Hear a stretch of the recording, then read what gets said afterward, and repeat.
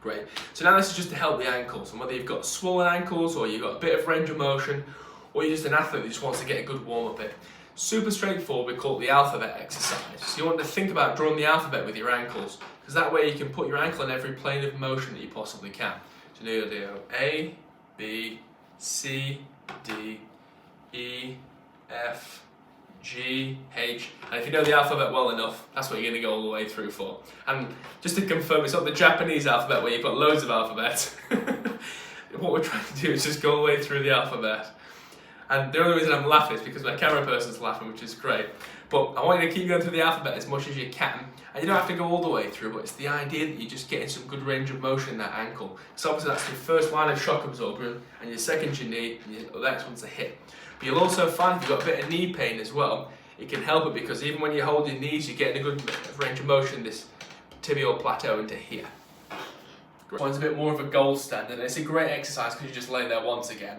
And what we're trying to combat is this upper cross syndrome, if you want to give it a syndrome, but it's just trying to look after your posture, because in modern day times we're always doing this all the time, or we're looking down at our iPhones or Androids, whichever way you go. But we want to gently try and traction the neck back and take the pressure off the front and try and restore the curve in the neck. It's just a non-specific, nice, easy way of doing it. So, I want you to gently try and get your shoulders towards the edge of your bed or your sofa, whichever's more comfortable, and you let your head go really heavy off the edge of the bed like this. Lay there for about 5 minutes if you can, and pretend there's a cage around your neck, so you're not going to lift your head up. Once you finish, once again though, don't sit up because you'll cramp and you might even feel dizzy. So you want to gently pretend there's that cage around your neck again, gently roll to your side, and then you just slowly sit yourself back up. I don't know percentage wise, but about 1 in 10 of our people or patients or clients that come here feel a bit sick and dizzy when they're doing it. So, and if that is the case, just gently bring yourself back up, and you can do that other video with the thoracic fulcrum behind your shoulder blades. But if this does work for you, it's a great way, an easy way of just de-stressing yourself, and even having a couple of minutes to yourself at the end of the day.